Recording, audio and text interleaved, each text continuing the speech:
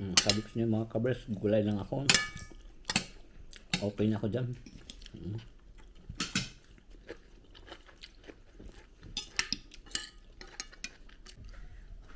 Ang ating hapunan. O, ang ating kanin. Let's dig in. Magandang buhay sa ating lahat mga kaberks. Ngayon ay may cooking show na naman tayo. Cooking show! Magluluto pala tayo ng ating hapunan. Meron tayo yung chicken na may konting chicken tayo dito. Gagawin natin itong chicken afritada. Ayan, cooking show kumbaga. So isimulan na natin mga kaberks. Mainit na natin yan. Mainit natin. Mainit na yung ating kawali or ating wok. Ay igigisa na natin yung ating sibuyas. Ayan. Wala kasi ako mga kaberks na gawang, kaya sibuyas lang igigisa natin. Garlic powder ang nilagay ko dyan. So yan lang, nagisa na natin.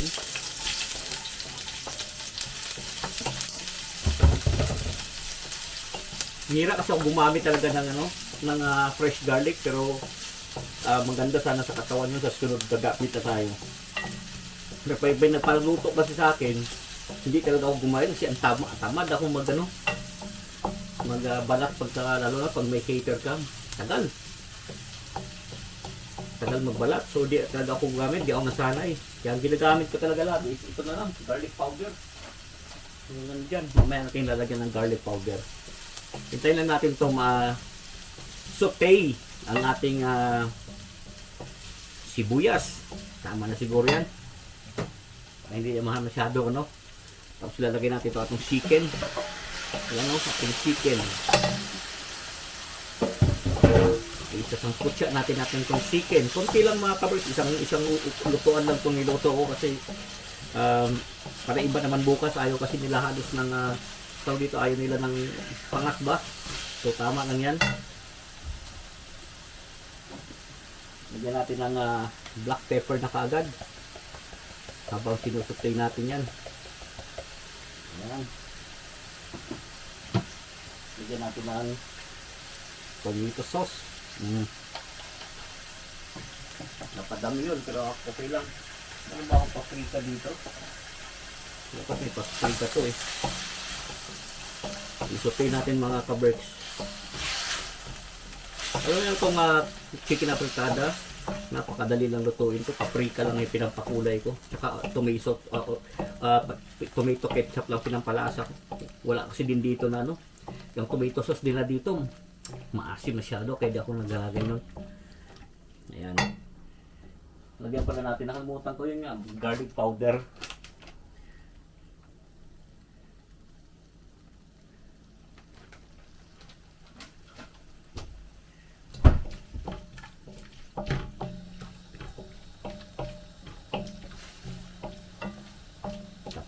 Lalagyan pala natin ng sabaw para palambutin na natin. Meron ako dito pineapple juice.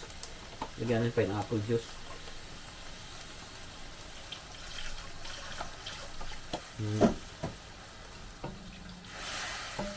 Tama na yan, masyadong masabaw. Tama na yan. Kunti pa nga. Ay na masyadong masabaw tama na yan. Lagyan ko lang ng paprika. Ito paprika, baka mamali tayo chili makuha natin. Paprika yan.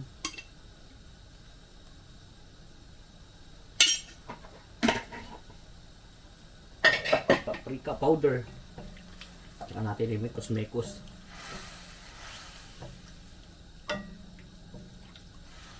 Takpan na natin mga kaberks.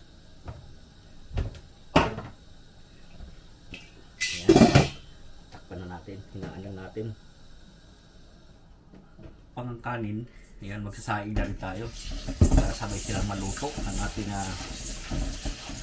chicken afritada. Ayan. Anong oras na dito? 4:05 ng hapon. So tamang-tama ito mga kaberks, 6 o'clock kakain na tayo. Ganun talaga kami usually kumakain 6 o'clock. Dapat ready na ang ating lamesa pag tayo day off.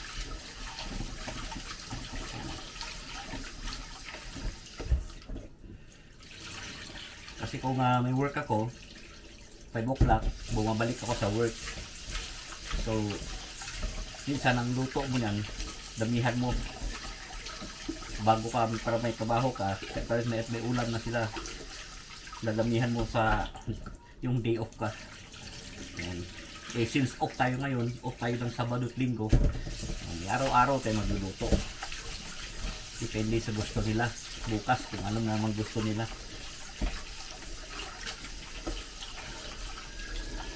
Yan.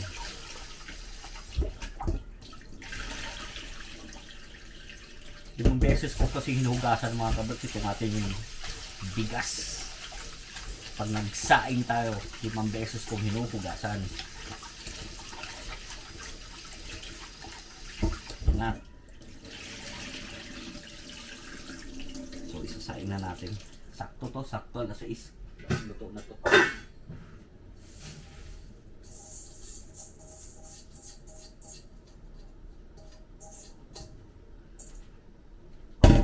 Lagyan natin ng tubig. Natin sinaing sa 2, 3, 4, 5. So 1:1.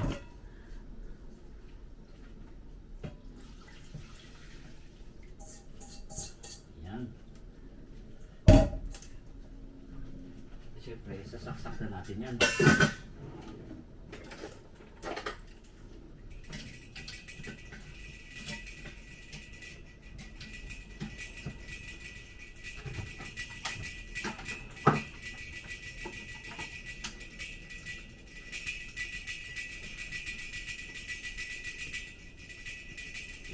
Yan.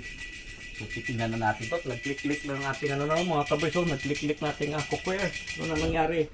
Ay, yan na siya. Buksan natin to. Maingay natin hood. Kahit maingay, sige lang. Mabilis talaga maluto mga kaberso. Afritada Lagyan ko lang ng ng ketchup. Kasi nga wala ditong wala ditong tawag dito, yung tomato sauce maasim, kaya di ako bumibili nun, di ako gumagamit. Yan lang ang pagpakulay natin, Kasi saray tayo ng matamis-tamis yung ating hindi maasim. Yan, tama na yan. Konting kulay lang. So, meron pa pala akong Worcestershire sauce. Worcester sauce. Lagyan ng Worcester sauce. Ay, may nakalimutan pa pala akong mga kabricks na ilagay dyan. Kanina. Ang ating laurel. Kalimutan kong nilagyan ng laurel para mabango ang ating afritada. Ayan.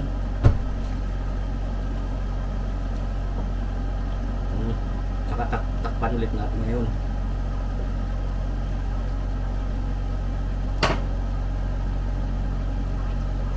Parating mag-drain ng konting tubig at maluto mismo yung manok. Dito naman mga kabraks, i-prepare na natin itong ating dito mga vegetable na ilalagay like patatas. Ayan, ready na natin yan para sabay-sabay na, diretsyo na.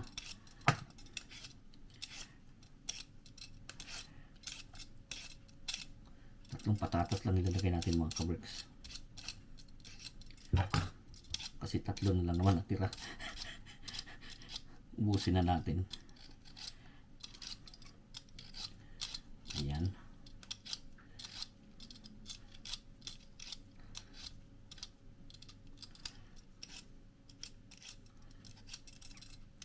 Ayan bango ng ating niluluto.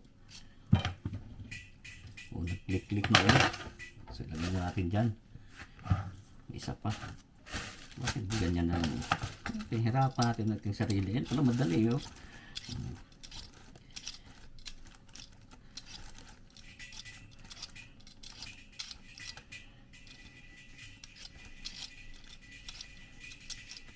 Mabilis lang maluto yung apretada ng mga kabricks kasi manok, madali lang iluto. Pag alam niyo lang pagka nasobrahan yung luto, sobrang lamot, pangit naman.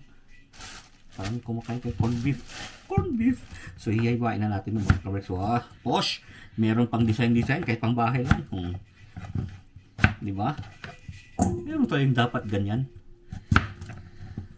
Pang lutong bahay lang yung ginagawa natin. Di ba?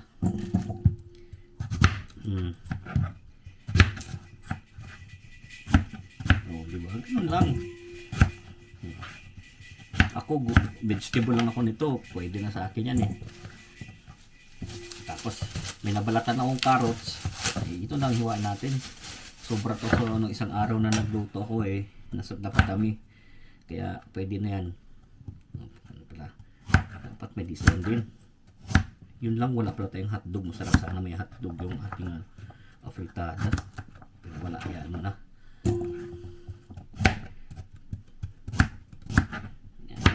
Gulay lang ako, ayos na ako ito eh. Ito lang carrots, patatas, pwede na. Talo na sa akin yan.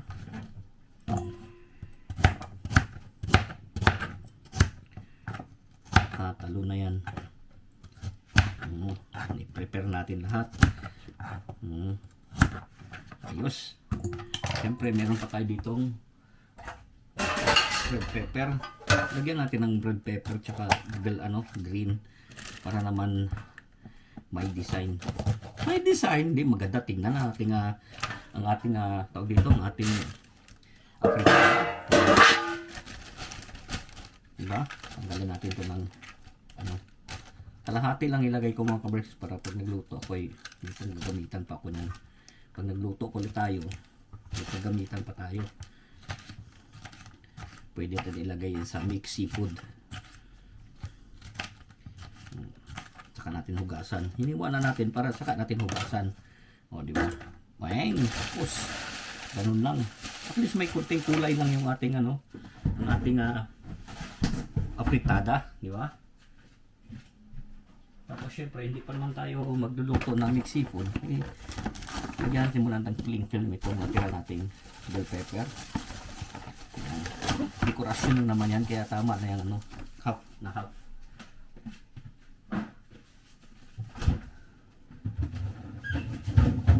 Tingnan ulit natin. Whoop! Wah! Bulaga, Yan ang ating mga kabreks. So, ay, ang ating buksan natin yan. Nalagyan na natin ating gulay. Bukasan lang natin.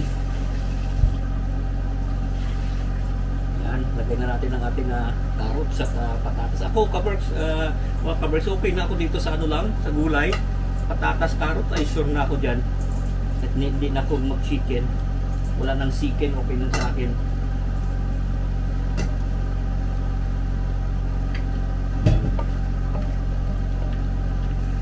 Lumapot na Ganda ng kulay Ganun lang kasimple. Ay, nakalimutan ko pa. Wala pa tong mga patis, mga kabreks. Wala pa tong patis. Titikman yan natin. Hindi pa natin ito nalagyan ng patis.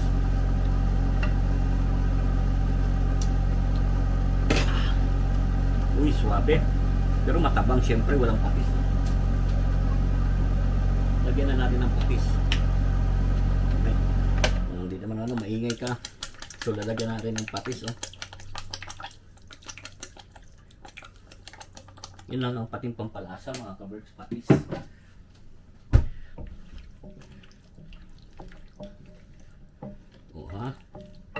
Takpan ulit natin. Hintayin natin maluto at yung gulay. Bango. Bago natin ilagay itong bell pepper tsaka mamaya na lang yun. Yan lang muna. Tatakpan ulit natin. Hintayin natin maluto itong ating mga gulay mga kabreks. Kasi yung manok malambot na. Ayoko nang halo-haloin ng gusto. Tama. So hintayin natin maluto ang ating gulay. O yan ang ating wow! Ating afritada. Sarap. Luto na siguro itong gulay natin mga kabreks. Bango. Sa natin itong maingay natin. Ayan sarap. Lagay natin ngayon yung mga bell pepper. Lagay Lagay na natin. O, pagdagdag decoration. Maganda to kung ano eh. May hotdog pa eh. Wala nang hotdog, naubusan na eh. Mekos natin. Wow, sarap.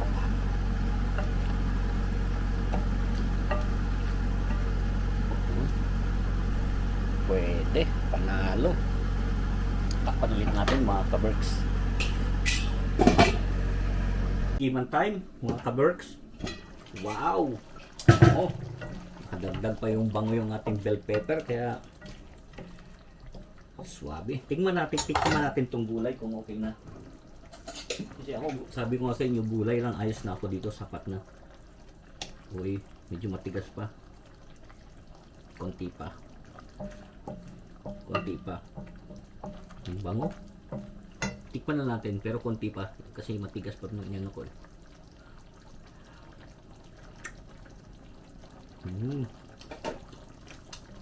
Perfect yung lasa mga kabers. Pero konti pa. Kasi mga bata, gusto nila yung patatas, pero gusto nila malambot. So yan na oh. Pero alam ko meron pa akong raisins eh. Lagyan pa natin ng patas. Diba? Sarap. Konting-konti pa. Wow, ganda ng kulay oh. Ganda ng kulay. Kaya mo yung mga kulay, mga kulay oh, natin niluto. Oh. Wow! Diba? Lukot mo, bango. Dapat natin konti pa. Konti pa medyo matigas pa yung ano patatas. So, wow! Tikman natin ulit yung ating vegetable.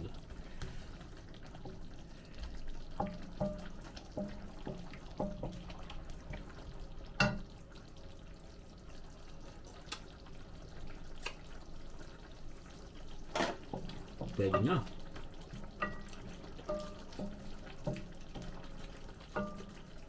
Malambot na. I-off na natin kasi okay yung lasa. Habang naghintay kayo dyan, ready ko na yung table namin. Sabi ko sa inyo, alas 6 pero 5:30 pa lang. Luto na. Ready ko lang ang table.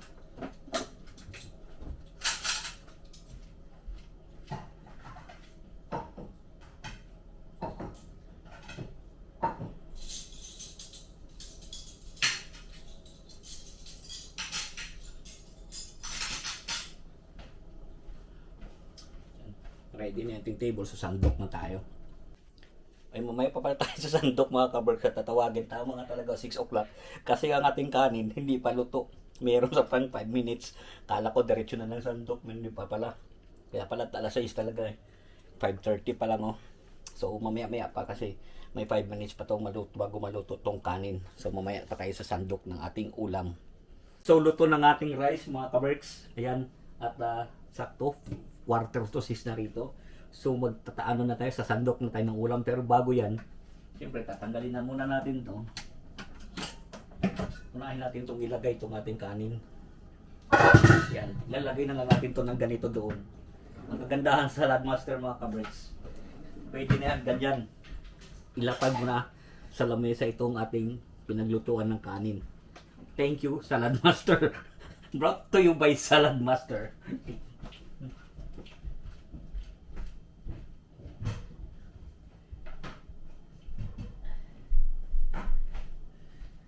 Ganon kaganda yung Salad Master na yun. Kahit saan mo dalhin yun. Pwede kahit sa hotel, tapos magluto ka doon. Hindi yung nag-aapoy mga kaberks, yun ang kagandahan. So yun sa sandok na nga tayo. Uy ay. Ako gusto ko gulay ang unahin ko. Gulay lang, ayos na ako dito eh. Busin natin tong gulay. Gusto ko to eh. Yung bell pepper, ayos yan. Bango.